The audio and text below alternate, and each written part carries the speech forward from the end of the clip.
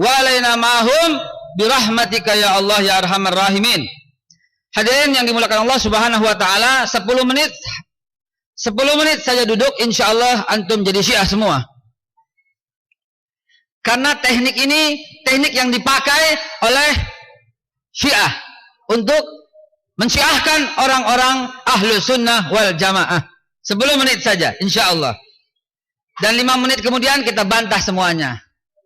Hadirin yang dimuliakan Allah, para pencinta sahabat Nabi, para pencinta istri-istri Rasulullah, dan sekaligus yang duduk di antara kita ada para pemaki, pembenci, pengutuk sahabat-sahabat Nabi dan pelaknat istri-istri Nabi yang sedang duduk menyamar di antara kita. Insyaallah setelah selesai mendengarkan, antum bertaubat insyaallah. Silahkan menghubungi saya kalau mau bertaubat. Jamaah sekalian yang dimuliakan Allah, singkat saja saya akan bertanya kepada salah seorang jamaah. Antum cinta sahabat Nabi? Antum cinta keluarga Nabi? Antum cinta ahlul bait? Siapa yang antum sebut dalam salat? Sahabat atau ahlul bait?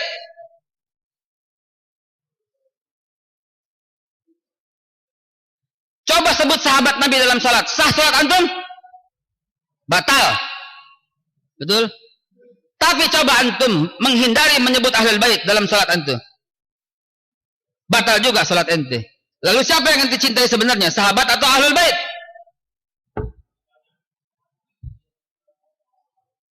Ini doktrin pertama, membandingkan antara sahabat dan ahlul bait. Coba dalam salat tahiyat ente, Allahumma sholli ala Muhammad wa ala Abu Bakar, batal salat ente. Betul? Tapi kalau ente mengatakan Allahumma sholli ala Muhammad saja, batal juga salat ente. Berarti ente harus cinta ahlul bait di atas semuanya. Betul? Ini teknik pertama. Orang-orang awam pun akan berpikir, oh iya bener, begitu ya sahabat. Ana udah kenyang. Insya Allah sekarang sebagai pertobatan. Tapi demi Allah, saya pernah menggeluti dunia Syiah bukan dalam rangka ikut masuk Syiah. Demi Allah, demi Allah, demi Allah. Bukan untuk itu. Tetapi untuk belajar lebih dalam, semua faham. Bertakiyah dulu sementara bertakiyah. Kan Syiah suka takiyah. Kita balas takiyah dengan takiyah. Keluar? Belum. Ini nggak keluar bukan dalam rangka sabotase Syiah ya. Jadi jamaah sekalian dimulakan Allah, dalam teknik pertama saja ada 9 teknik. Teknik pertama kita sudah tergugah. Oh begitu. Lalu dibandingkan. Lalu kemudian dibawakan hadis-hadis sahih bahwa sahabat Nabi ingkar kepada Rasulullah. Bahkan ketika Rasulullah wafat pun, siapa yang menyelenggarakan jenazahnya? Siapa yang menggali kuburnya? Siapa yang mengkafani Rasulullah? Siapa yang menyolatkan Rasulullah? Tidak sahabat, tetapi para ahlul bait. Mulai. Bahkan Nabi sallallahu alaihi wasallam dalam hadis Bukhari Muslim sebenarnya telah mengangkat Ali sebagai khalifah. Dalam peristiwa Ghadir Qum, Rasulullah bersabda, "Man kuntu maulahu fa aliyu maulahu." Siapa yang mengangkat aku sebagai maula, wakilnya, pelindungnya, sahabatnya, maka Ali juga sahabatnya, pelindungnya dan walinya. Maka dengan hal yang ketiga ini, kemudian dia bertanya. Sudah ya?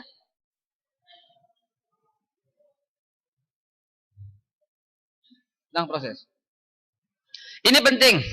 Lalu kemudian ditanya, setelah mengetahui keutamaan ahlul bait ketimbang sahabat, ketika dibanding-bandingkan, lalu kemudian mulai bertanya lebih dalam lagi. Kemana ahlul bait itu sekarang? Kemana mereka sekarang? Mereka dibantai di Karbala. Lalu diputarkan film tentang Karbala. Ini laptopnya sayang belum keluar ya. Lalu diputarkan film tentang Karbala yang membuat orang menangis, terseduh-seduh nangis. Dan kemudian ditanya, siapa khalifah pada waktu terjadinya Karbala? Dialah Yazid yang melawan Hussein. Siapakah Yazid? Ayahnya siapa? Dialah Muawiyah yang melawan Ali bin Abi Thalib. Lalu siapakah ayahnya Muawiyah? Abu Sufyan yang melawan Rasulullah sallallahu alaihi wasallam. Artinya keluarga ini dari dulu memusuhi Nabi dan memusuhi Nabi sallallahu alaihi wasallam. Tuh, begitu. Abu Sufyan memusuhi Rasulullah sallallahu alaihi wasallam. Abu Sufyan punya anak Muawiyah. Muawiyah memusuhi Ali bin Abi Thalib. Lalu kemudian Muawiyah punya anak Yazid memusuhi Husain. Inilah musuh ini, keluarga ini dari dulu mendengki kepada Nabi sallallahu alaihi wasallam. Sudah keluar? Sudah keluar, alhamdulillah. Baik. Nah, jadi jamaah sekalian, lihatlah bagan yang telah saya buat. Ini boleh di-copy supaya jamaah sekalian tahu persis teknik dan taktik mereka dalam rangka membuat negara kesatuan Republik Indonesia pecah belah. Na'udzubillah summa na'udzubillah. Kita tidak mau negara kesatuan Republik Indonesia ini seperti Suriah, seperti Irak, seperti Iran, seperti Yaman, seperti Lebanon, seperti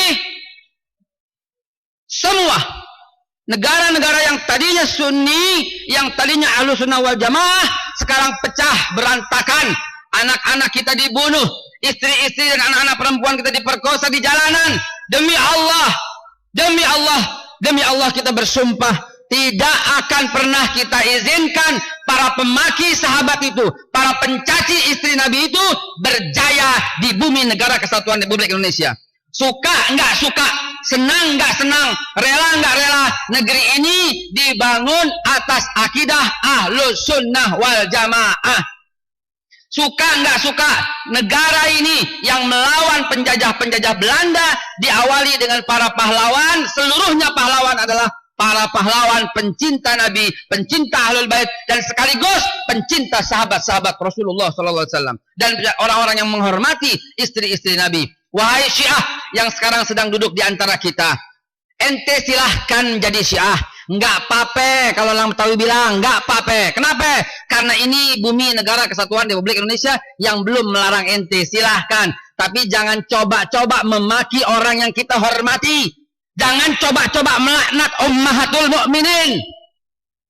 Sama kita berkolaborasi, bahkan berbisnis, bahkan berteman dengan saudara-saudara kita sebangsa setanah air yang beragama Tionghoa, yang beragama Kristen, yang beragama Protestan, yang beragama Hindu, yang Buddha, bahkan yang Yahudi sekalian, bahkan yang ateis sekalian, asal jangan coba-coba mengganggu keyakinan kami.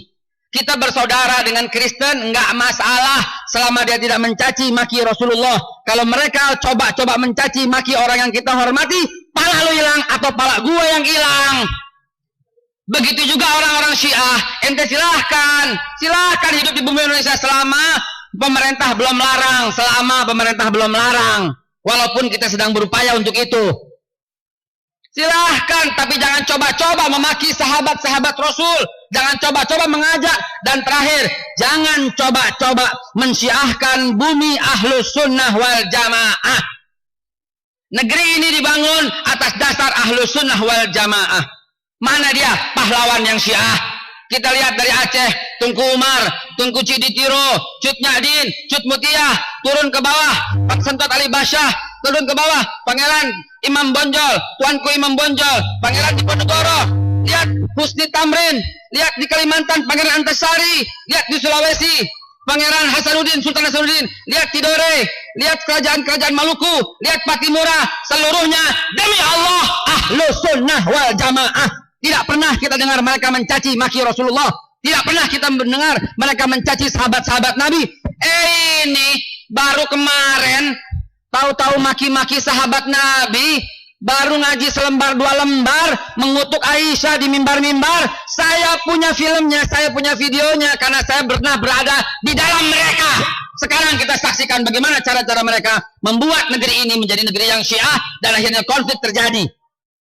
Teknik pertama, mereka akan membangkitkan kecintaan kepada Ahlul Bait dan kemudian membanding-bandingkan hadis, membanding-bandingkan dengan sahabat. Teknik yang kedua, mereka memancing kesedihan. Jadi tadi teknik pertama sudah saya sampaikan bahwa kita harus cinta dong kepada Ahlul Bait. Kenapa? Karena mereka, salawat kita, Allahumma sholli ala Muhammad wa ala ali Muhammad. Tidak benar salawat wa ala ashabin Nabi, batal salat ente. Lalu mereka membangkitkan kesedihan, lihat Karbala mereka menangis. Saya banyak filmnya yang memutarkan mereka menangis berpura-pura. Lalu kemudian mereka mengatakan mereka dibantai semuanya kapan? Yaitu pada hari Asyura. Tepatnya 10 Oktober 860 Masehi. Itulah hari Asyura bertepatan dengan 10 Muharram. Itulah hari pembantaian cucu Nabi. Kita salat setiap hari menyebutkan namanya. Maka kalau kita tidak bersedih atas hari pembantaiannya, diragukan keimanan kita, saudara-saudara. Pakai nangis galak, Pak. Lalu kemudian mereka memutarkan film. Jamaah, kalau antum mendengar film ini, nonton film ini, nangis bercucuran kita. Ya Allah, Husain dibantai. Maka akhirnya lihat, inilah peristiwa Karbala, di mana cucu Nabi ingin menuntut, ingin meminta haknya, tapi disambut dengan pedang, disambut dengan 4.000 pasukan Yazid yang membantai cucu Nabi. Lihatlah, cucu Nabi pakai begini segala. Husain dibantai, dia tidak membawa senjata, dia tidak membawa pedang, dia tidak membawa panah, dia tidak membawa senjata apapun, dia hanya membawa iman untuk menyadarkan Yazid bin Muawiyah bin Abi Sufyan. Tetapi lihat sambutannya, kemudian palanya dipenggal, kemudian palanya diarak, dijadikan bola. Ya Allah, dialah Husain, dialah Husain. Maka mulai teriak, labbaik ya Husain, labbaik ya Husain. Maka tidak salah kalau kita mengabadikan ini.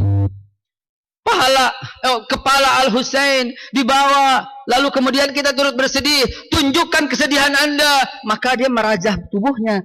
Kenapa? Ingin ikut merasakan kepedihan Al-Husain. Ini tidak masalah. Kenapa? Karena dia, saudara lihat, ini orang mau mati masih teriak, labbaik ya Husain.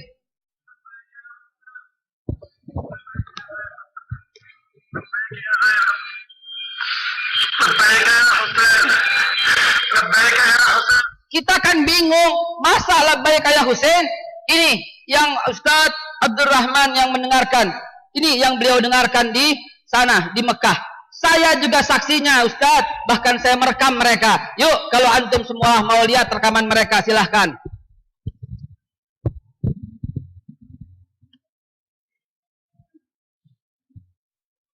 Oke, ini sini.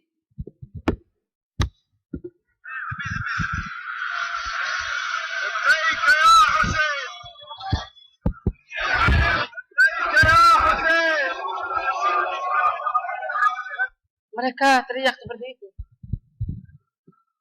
Persis apa yang disampaikan oleh Ustadz Abdurrahman tadi. Saya putarkan filmnya biar jamaah sekalian lebih terasa. Oh, begitu ceritanya. Labbaik ya Husain, banyak sekali. Nah, misalnya ini, ya, dalam peristiwa haji.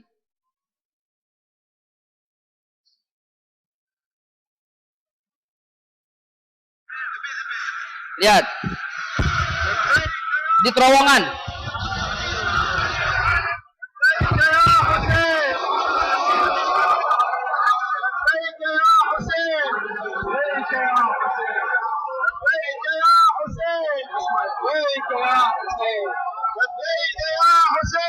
Jadi saudara sekarang melihat semua, bukan hanya khatib kita Ustadz Kyai Abdurrahman, tapi saudara melihat semua teriakan mereka.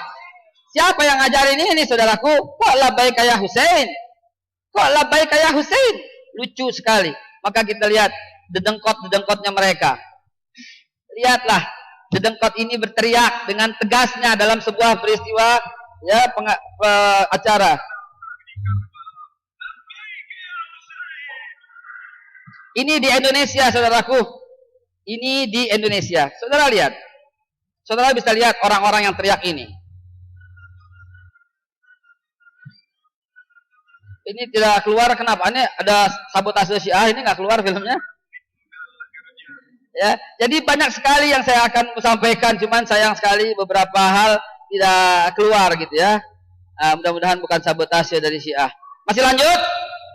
Masih boleh? Ana terserah antum. Kalau antum bilang cukup, ana cukupin. Jamaah sekalian yang dimuliakan Allah, kenapa labbaik ya Husain? Ini ada dalam peristiwa-peristiwa.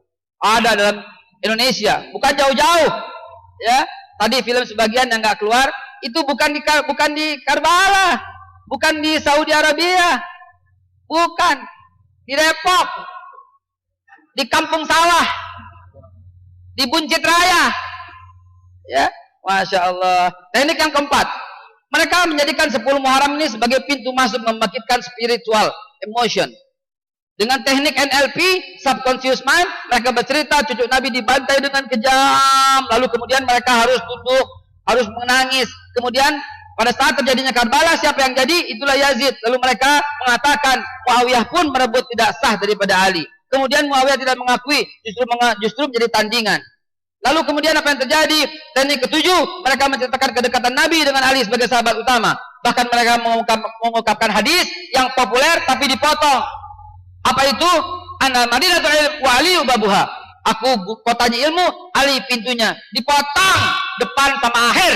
Lengkapnya ada dalam Tarikh At-Tabari, dalam Ibnu Al-Asqalani, bahkan dalam Husain Haikal dalam Mesir, itu lengkap sekali hadisnya. Aku kotanya ilmu, Abu Bakar atapnya, Umar dindingnya, Utsman jendelanya, Ali pintunya. Lengkapnya begitu. Depan ambil, belakang ambil. Dasar busuk. Yang nomor 8, akhirnya mereka mengatakan kesimpulannya sudah mulai mendekati akhir. Tidak ada yang mengurus jenazah Nabi, hanya Ali, Abbas yang dibantu yang menuangkan ayat Hasan dan Husain. Sahabat yang lain kemana? Sahabat yang lain sedang berebut kekuasaan di Sakifah. Mulai ada rasa benci. Tadi belum ada. Nah, mulai hari kedua, hari ketiga, ini 3 hari. Ya, mulai hari ketiga dimasukkanlah cara-cara untuk membenci sahabat Nabi. Dan pakai ayat 554, Al-Maidah 54. Itu pakai ayat. Ini ayatnya untuk orang beriman, tapi yang murtad berarti ada. Dan ayat itu turun pada zaman Madaniyah. Ya ayyuhalladzina amanu, man yartadda minkum an dinihi fasawfa ya'ti Allahu biqaumin yuhibbun. Itu dia ayatnya. Jadi jangan ragu-ragu mengatakan itu. Terakhir yang ke-9, hanya Ali yang berhak, bukan Abu Bakar, bukan Umar, bukan Utsman, karena mereka telah kafir pada waktu mengabaikan pesan Nabi di Ghadirkum. Lihat, ini bukan adu domba saudaraku, ini ada dalam kitab Al-Mukhtarat min Ahadits wal Khutbat Al-Imam Khomeini halaman 42. Nabi Muhammad termasuk Nabi yang gagal. Betapa kurang ajarnya manusia laknat ini. Allah mengatakan, Allah menyematkan asmanya kepada Rasulullah. Tidak pernah Allah mencopot Asmaul Husna yang bernama Al-Azim kecuali pada satu-satunya makhluk. Wa innaka la'ala khuluqin azim. Satu-satunya makhluk yang mendapat predikat Al-Azim itu Rasulullah SAW. Cecunguk ini mengatakan Nabi Muhammad gagal. Gimana nggak kurang ajar manusia ini? Belum cukup sampai di sana. Orang ini pun berkata Aisyah adalah kafir, anti keluarga Nabi, berbuat keji. Apa yang kalian katakan ini? Karbala lebih utama dari Ka'bah. Tanah Karbala akan diangkat ke surga, serta Karbala menjadi tempat yang paling mulia di surga. Coba lihat. Kalau antum mengatakan, lihat betapa bencinya mereka. Lihat sandalnya, tertuliskan Abu Bakar, Umar, Aisyah, Hafsah. Kok sendal dibikin begini? Apa ini yang kita harapkan di bumi tercinta ini? Langkain dulu 210 juta umat Islam Ahlus Sunnah wal Jamaah di negeri ini. Kalau saudara mengatakan, lihat, ini WC, harus injak Abu Bakar, Umar, Utsman sebelum masuk WC. Lihat dengan kepala Anda sekalian, lihat dengan mata kepala sekalian. Bukan rekayasa Photoshop, bukan. Tapi kalau Anda mengatakan sebagaimana pernah saya presentasikan, Ustadz Haikal, nggak usah berlebihan lah. Itu kan di luar sana. Lihat sendal saya di rumah yang dikirim oleh mereka. Sendal itu bertuliskan Abu Bakar untuk diinjak-injak. Jangan main-main saudaraku. Mereka sudah mulai masuk. Kalau kita tidak bentengi seperti ini, ya Allah, mau kemana anak-anak kita nanti? Bumi ini negara Pancasila dan negara yang mengambil Pancasila dan Undang-Undang Dasar 1945 sebagai dasar negara. Itu udah kesepakatan negara ini. Udah menjadi kesepakatan para pemimpin kita. Tidak berhak orang Syiah merubah-rubah menjadi dasar sebagai Syiah. Tidak berhak. Kita udah sepakat. Ulama-ulama kita udah sepakat. Jangan pernah robah-robah lagi. Oh, kita kan tidak. Kita kan begini. Saya akan buktikan. Lihat ulang tahun ini. Ini ulang tahun. Ya. Ulang tahunnya ngapain ulang tahunnya? Coba lihat.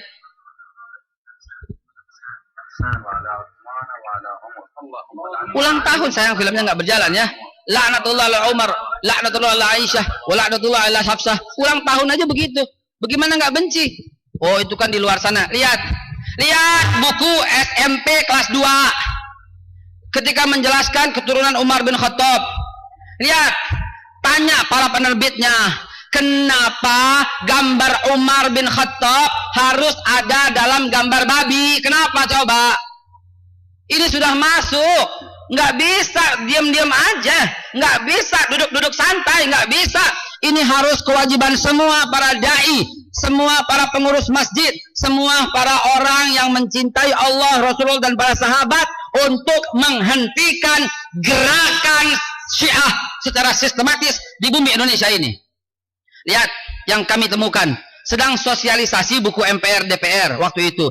Ternyata di tengah-tengahnya ada buku kemuliaan tentang Ali bin Abi Thalib. Kalau ini saya tidak bisa ungkapkan di umum karena betapa busuk, ya, kotor kata-katanya. Ini adalah tekniknya.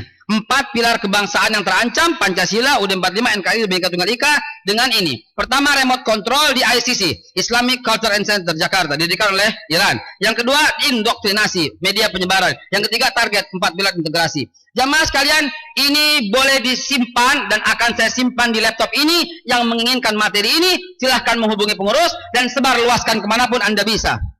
Bagaimana tekniknya? Gampang. Untuk mengatasi ini semua gampang. 1, jangan dilawan, biarkan mereka. 2, jangan dilawan, biarkan mereka. 3, jangan dilawan, biarkan mereka. Karena ini semuanya benar dan fakta. Kita memang mencintai cucu-cucu Nabi. Kita memang mengakui Ahlul Bait adalah mulia. Kita memang turut bersedih dengan peristiwa Karbala. Kita juga boleh memperingati Asyura untuk meningkatkan kecintaan kepada Ahlul Bait, silahkan. Tapi di dalamnya harus teriaknya adil dong. Jangan labbaik kayak Husain doang loh. Labbaik kayak Muhammad sallallahu alaihi wasallam. Labbaik kayak Hamzah yang di black, yang dirobek-robek dadanya. Labbaik kayak Ja'far yang dipotong-potong sampai kukunya. Labbaik kayak Umar yang dibunuh oleh Ibnu Muljam, Abu Lu'lu' al-Firaus. Labbaik kayak Utsman yang dipotong-potong oleh Abdullah bin Sabah dan pasukan yang bernama Muhammad bin Abu Bakar. Labbaik kayak Ali yang ditikam oleh Ibnu Muljam. Labbaik kayak Ja'far. Labbaik kayak Ammar bin Yasir. Labbaik kayak Sumayyah. Sebut semua dong. Jangan cuma satu. Karena yang berduka bukan cuma satu. Yang berkorban untuk Islam juga bukan satu. Sebut juga. Labbaik kayak Diponegoro. Yang berkorban saat sakit sampai di rumahnya tidak punya apapun. Teriak juga dong untuk pahlawan Indonesia. Labbaik kayak Cut Nyadin. Labbaik. Kenapa? Karena dia berkorban untuk kemerdekaan Indonesia. Sebut semua dong. Jangan cuma satu. Akhirnya mengkultuskan ini. Kita mencintai semuanya. Sebut dong. Labbaik kayak Wali Songo. Kenapa? Dibantai oleh Cornelius de Houtman. Mereka Cornelius de Houtman pembantai Wali Songo. Dan cucu-cucu Wali Songo dibantai. Sejak kedatangan cucu Nabi yang ke-22, Maulana Malik Ibrahim, atau yang lebih kita kenal Sunan Gresik, keturunannya dibantai oleh Cornelius de Houtman. Sebut dong mereka. Jangan cuma ya Husain doang. Kita tidak bisa bantah itu. Yang keempat, yang kelima, yang keenam baru kita bisa boleh bantah. Bagaimana cara bantahnya? Sederhana. Sederhana saja. Bahwa yang terjadi persis seperti yang beliau katakan. Saya ceritakan sejenak begini tentang Muawiyah dan Ali bin Abi Thalib. Dari mana konfliknya? Tadi Khatib sudah menceritakan. Konflik itu terjadi karena Abdullah bin Sabah yang kaum Syiah tidak mengakui. Katanya tokoh fiktif.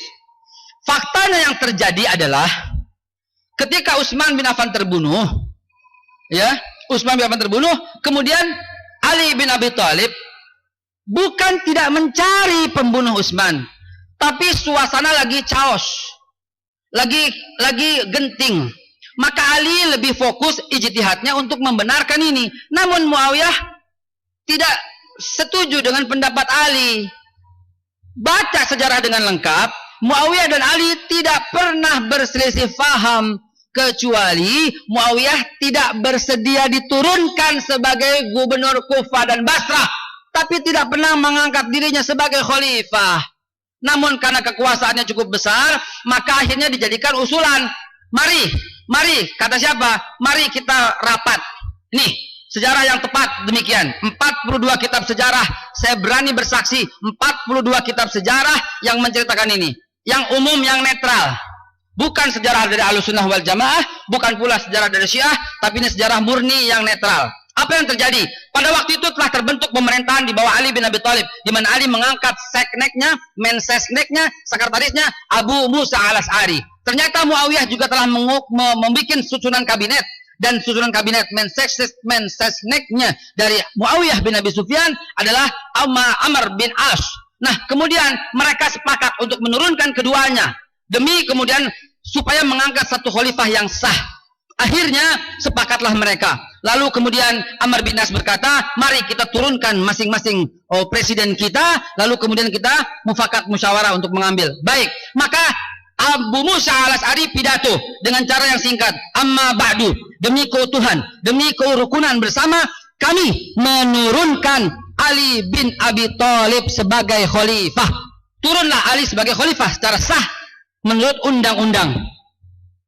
Namun yang berikutnya giliran Amr bin As.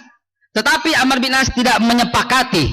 Amr bin As pidatonya begini. Saudara-saudara sekalian, saudara sudah dengar bahwa Ali telah turun sebagai khalifah, maka sekarang yang sah adalah Muawiyah bin Abi Sufyan. Demikian, ini adalah persoalan politik. Sama halnya, tidak menjadikan antum kafir karena memilih Agung Laksono daripada Abu Rizal Bakri. Anda pendukung Abu Rizal Bakri tidak menjadi murtad karena mendukung Agung Laksono. Begitu juga soal Romi dengan Surya Dharma Ali. Ini hanya sebuah politik semata. Toh setelah itu mereka sholat bersama-sama dan meminta Ali bin Abi Thalib sebagai imam dan sholat bersama-sama. Tidak menjadikan saling mengutuk, saling kafir. Adapun perang antara Ali dengan Aisyah tidak pernah terjadi. Tidak pernah terjadi. Saya bisa buktikan tidak pernah terjadi dengan peta.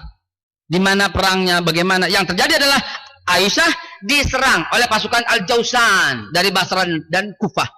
Ali di Madinah, Aisyah dari Mekah ke atas. Kalau Aisyah menyerang Ali, maka peperangannya harus terjadi di Madinah. Tapi Aisyah dengan Zubair bin Awam, dengan Talhah bin Ubaidillah, dan para sahabat senior itu ke atas ke Basra untuk mencari pembunuh Utsman karena sembunyi. Di tengah jalan dia sedang dihadang oleh penduduk Kufah dan diperangi. Dan Ali bin Abi Thalib datang dari Madinah untuk menjemput Aisyah karena Ali berpesan, karena mengingat sabda Nabi SAW. Apa kata Rasulullah? Wahai Ali, saat kau menjadi khalifah, nanti akan ada fitnah terhadap istriku. Tolong selamatkan dia dan bawa kembali ke kota. Bawa kembali ke kota. Itu amanah Rasulullah SAW kepada Ali bin Abi Thalib. Orang Syiah, wahai Syiah, ketahuilah, kenapa ente memaki Aisyah padahal Ali sangat menghormati Aisyah? Kenapa ente yang duduk di sini memaki Abu Bakar Siddiq? Coba ente buka kitab dong. Setelah Fatimah wafat, Ali menikah lagi. Siapa anaknya? Abu Bakar bin Ali bin Abi Thalib. Anak yang kedua, kemudian anak yang keempat, maaf, Hasan, Husain, Abu Bakar. Lalu kemudian siapa? Siapa jawab? Anak ketiga, keempat Ali bin Abi Thalib. Umar bin Ali bin Abi Thalib. Ali sangat mencintai Aisyah, Ali sangat mencintai Abu Bakar, sangat menghormati Umar dan memberikan nama-nama anaknya sesuai dengan nama-nama sahabat Nabi. Kenapa ente benci? Nggak masuk di akal. Adapun peristiwa Muawiyah, sebenarnya Muawiyah mengakui cuma terjadi politik. Dengarkan ini dalam waktu 2 menit. Dengarkan, antum pun saya jamin akan berselisih paham. Dengarkan. Ketika Ali bin Abi Thalib wafat terbunuh oleh Ibnu Muljam dan udah kadung, palu diketok, Muawiyah sebagai khalifah. Walaupun itu kita akidah Ahlussunnah wal Jamaah tidak mengakui, hanya 4. Kenapa kita begitu? Karena kita ikut Nabi. Rasulullah bersabda, "Alaikum bisunnati wa sunnatul khulafaur rasyidin al-mahdiyyin." Wajib atas kalian ikut sunnahku dan sunnah khulafaur rasyidin. Siapa ini? Kata Rasulullah, Jawabannya dalam hadis lain, salasun. 30 tahun mimbadi setelahku. Kalau kita pakai akal, 30 tahun sesudahku adalah Nabi Muhammad SAW wafat tahun 632. Digantikan oleh Abu Bakar Siddiq selama 2 tahun, 634. Abu Bakar wafat, kemudian digantikan oleh Umar bin Khattab selama 10 tahun sampai 644. Kemudian Utsman bin Affan selama 13 tahun sampai 697. Kemudian Ali bin Abi Thalib selama 5 tahun. Coba tambahin 2 tambah 10 tambah 13 tambah 5 sama dengan 30. Itulah akidah Ahlus Sunnah wal Jamaah yang mengakui 4 khalifah. Adapun kita tidak bisa mengatakan Muawiyah bersalah karena bukan hak kita. Siapa ente? Muawiyah 20 tahun sebagai khalifah, 20 tahun sebagai gubernur. Masya Allah jasanya. Dan jangan lupa, buka kitab sejarah Tionghoa yang pertama kali menginjakan bumi di Indonesia, yang mengislamkan adalah tahun 646, adalah utusan Utsman bin Affan. Dialah yang bernama Muawiyah bin Abi Sufyan. Dialah yang telah mengislamkan Ratu Sima dan anaknya Jaisima 646.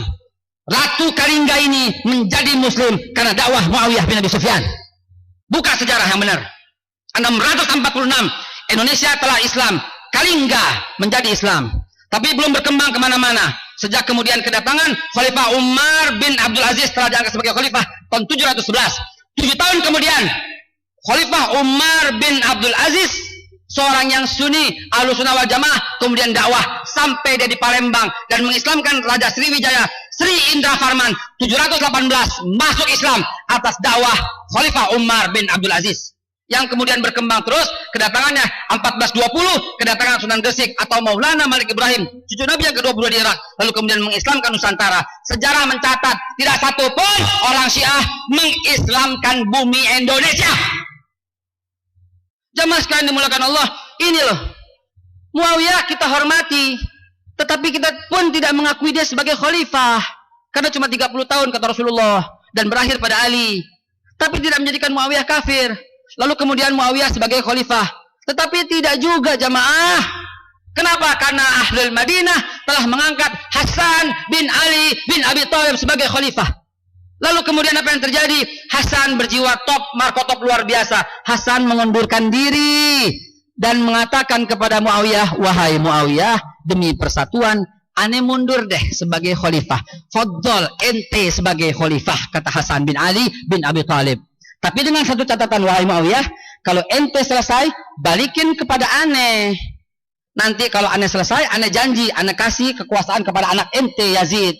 Namun Yazid janji juga, kalau Yazid selesai, balikin lagi kepada adik ane Husain bin Ali. Sepakat? Sepakat. Deal? Deal. Maka dibuatlah perjanjian ammah. Perjanjian itu dibuat dan dituliskan oleh Muawiyah dan Hasan. Sekarang saya tanya, jamaah sekalian dengarkan ini. Pertama Muawiyah. Muawiyah wafat, Hasan. Hasan wafat, Yazid. Yazid wafat, Husain. Sepakat? Itu bunyi perjanjiannya. Muawiyah boleh deh jadi khalifah. Habis Muawiyah, Hasan bin Ali. Habis Hasan, Yazid. Habis Yazid, Husain. Itu perjanjiannya. Ala kulli hal, baru 2 tahun Muawiyah sebagai khalifah, Hasan wafat. Sekarang pertanyaan saya, siapa yang berhak menjadi khalifah setelah Muawiyah?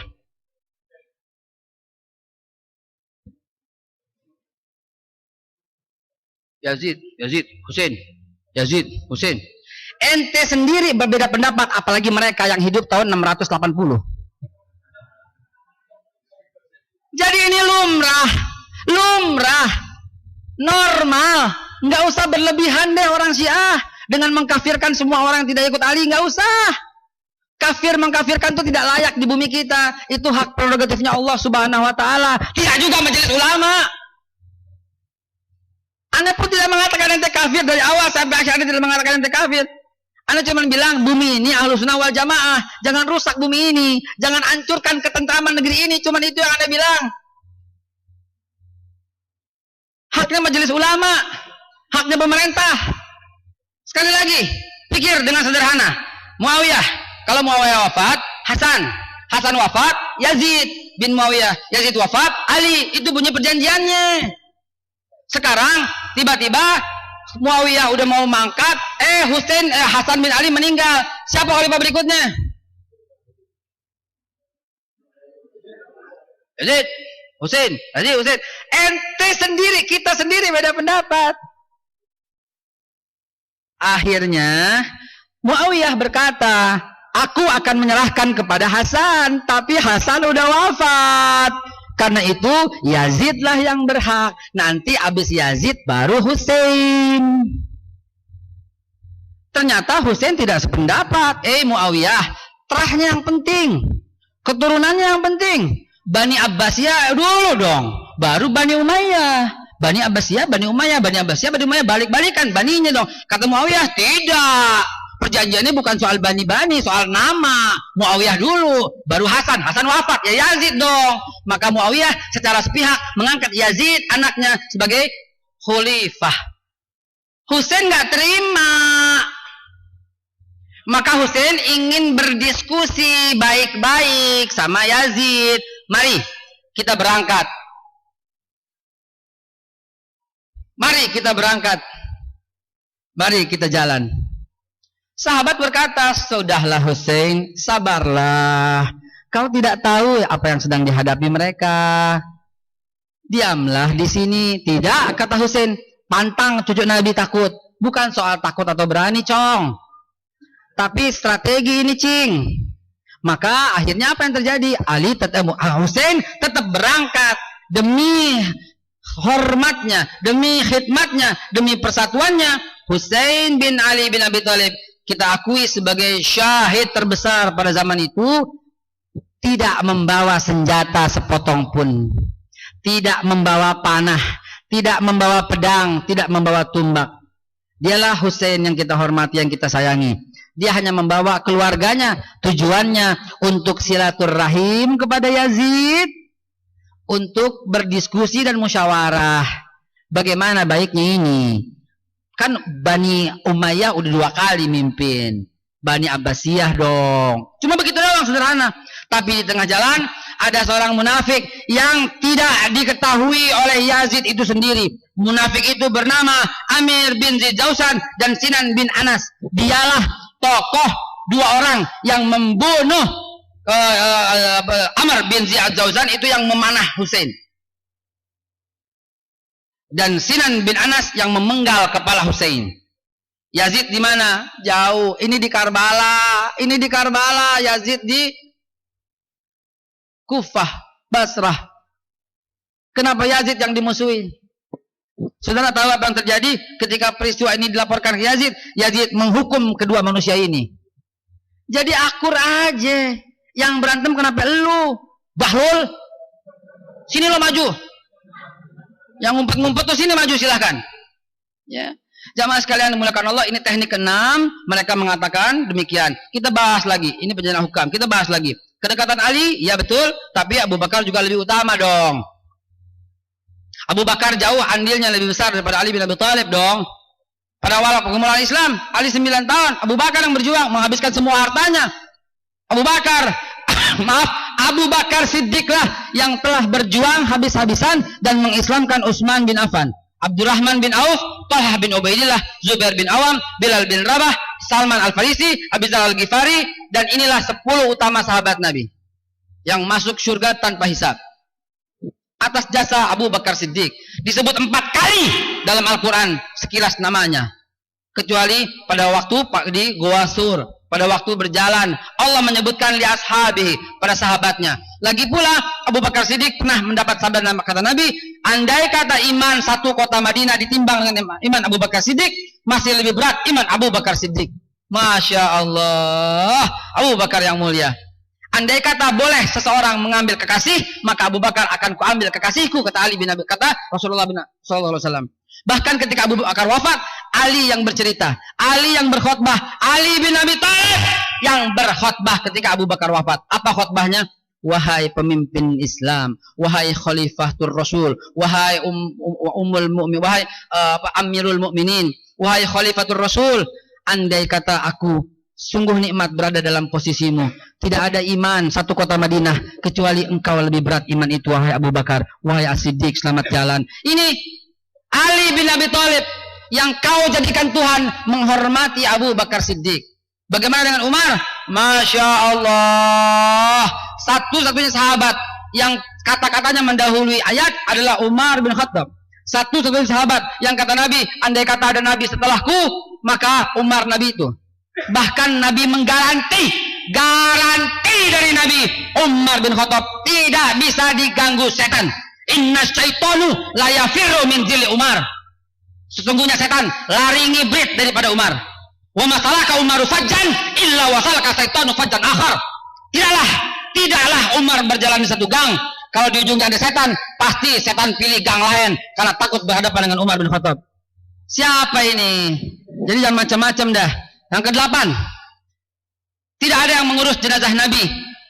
Bahlul, buka kaifiat penyelenggaraan jenazah. Di situ tertulis dengan jelas bahwa yang menyelenggarakan jenazah afdolnya itu keluarga. Nabi Muhammad itu bukan malaikat. Walaupun kedudukannya di atas malaikat. Nabi Muhammad itu bukan makhluk Jibril. Walaupun lebih mulia daripada Jibril alaihissalam. Nabi Muhammad itu manusia. Karena beliau manusia, lelaki tulen, beliau punya kemaluan.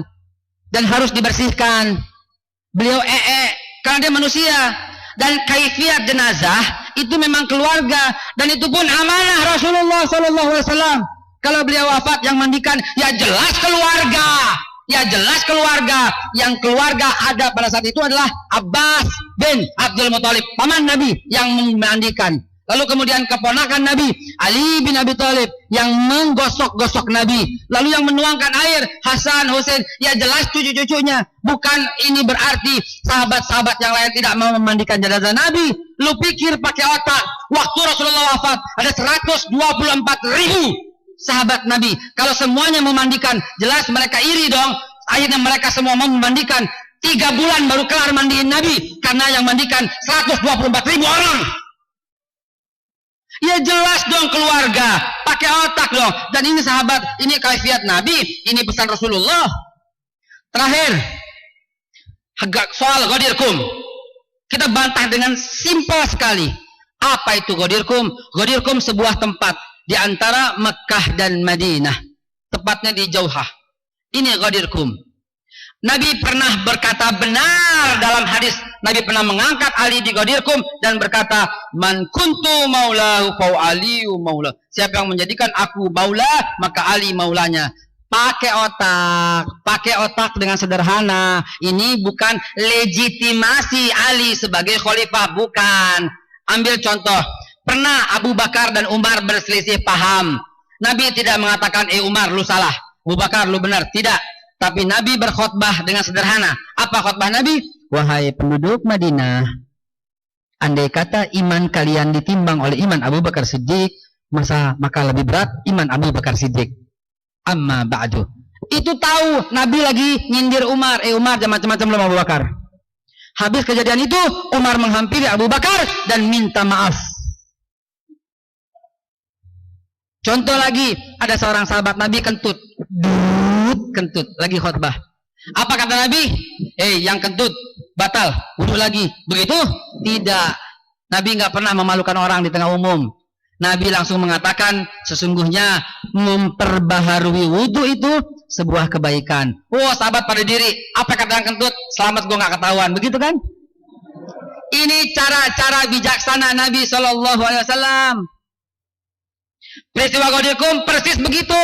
Ghadirkum adalah peristiwa ketika Dzulhijjah, ketika Nabi sedang melaksanakan haji. Dari Madinah, rombongan rame-rame ke Mekah. Sebelum sampai di Mekah, terdengar kabar ada pemberontakan di daerah Hadramaut, Yaman. Maka Nabi mengatakan, wahai Ali, bawalah ahlul Madinah sebagian ini ke Hadramaut, ke Yaman, untuk membereskan pemberontakan itu. Sedangkan Nabi dan para sahabat yang lain melaksanakan haji wada. Maka Nabi dan para sahabat melaksanakan haji wada. Sesampainya di sana, ternyata pasukan pemberontak dari Yaman hanya dalam waktu 2 hari beres oleh kehebatan Ali bin Abi Thalib. Lalu Ali bin Abi Thalib berkata kepada Abu Musa al-Ash'ari, wahai Abu Musa, aku serahkan kepemimpinan umat kepadamu, aku akan menyusul Nabi, aku akan melaksanakan haji wada bersama Rasulullah. Siap wahai Ali, kata Abu Musa al-Asy'ari. Di tengah jalan Ali bin Abi Thalib kelelahan dan kemudian beliau istirahat. Ternyata pasukan memang gampang dikalahkan. Abu Musa pun menyusul Nabi.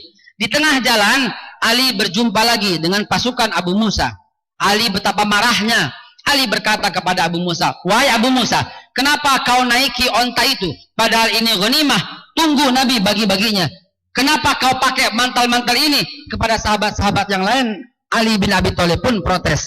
Lalu apa kata mereka? Wahai Ali, kami tidak memiliki ini. Kami hanya memakai. Daripada dingin, maka mantel ini kami pakai.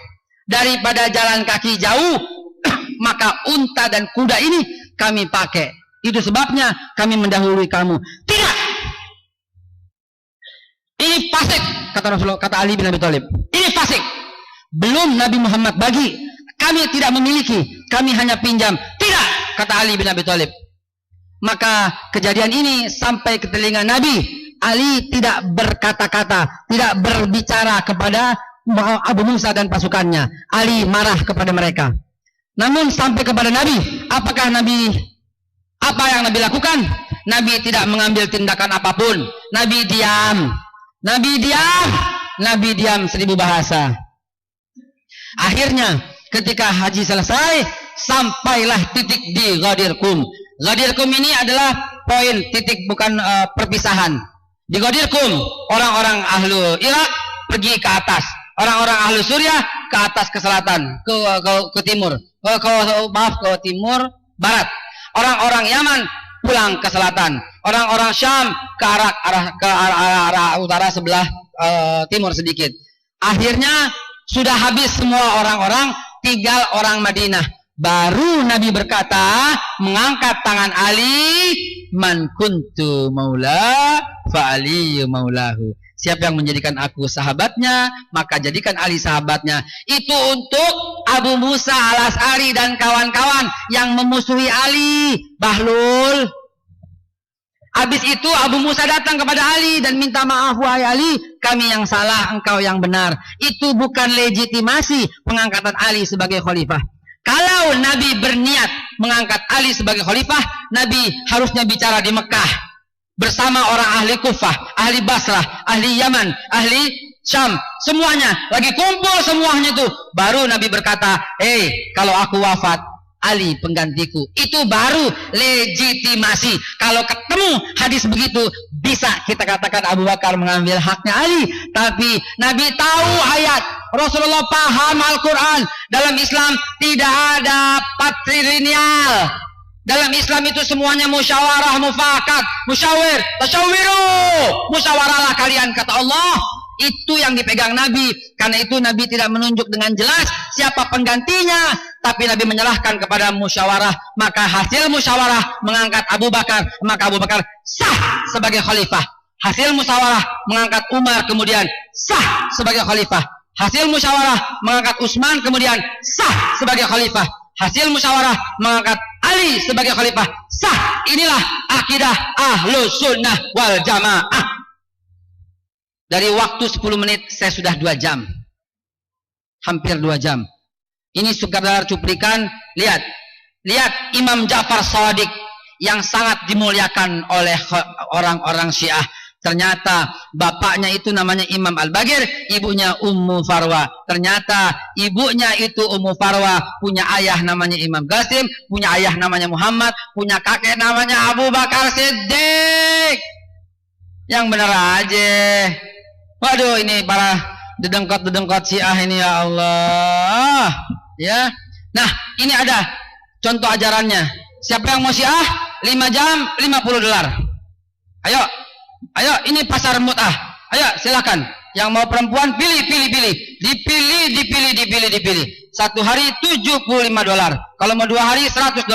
Kalau gadis perawan tambah lagi $150. Ayo, dipilih. Habis dipilih, boleh dipakai di tenda-tenda di samping masjid Syiah. Boleh, ayo dipakai, silahkan. 1 jam, 2 jam, lalu serahkan. Terakhir, negara-negara yang dulu damai seperti Lebanon, Irak, Suriah, Libya, Mesir, Yaman telah runtuh oleh konflik Sunni Syiah. Maka demi keutuhan bangsa, jangan coba-coba mensyiahkan orang Sunni di bumi Indonesia. Hadanallahu wa iyyakum ajmain. Wassalamualaikum warahmatullahi wabarakatuh. Takbir. Takbir. Takbir. Sallu ala nabi. Nanti mau kami materinya, Anda simpan di sini insyaallah. Anda simpan materinya di sini insyaallah. Alhamdulillah, alhamdulillah, alhamdulillah rabbil alamin. Insyaallah. Oh, masyaallah, ya khair, ya khair. Assalamualaikum warahmatullahi wabarakatuh. Alhamdulillah, alhamdulillah. Lebih. Saya copy sekarang. Lihat, saya tidak kurangi, tidak tambah. Saya katakan file, langsung save as di dalam desktop ya. Boleh dalam desktop ya. Dalam desktop saya simpan, mana desktopnya itu? Nah, desktop. Saya punya ratusan film, Pak. Ratusan film tentang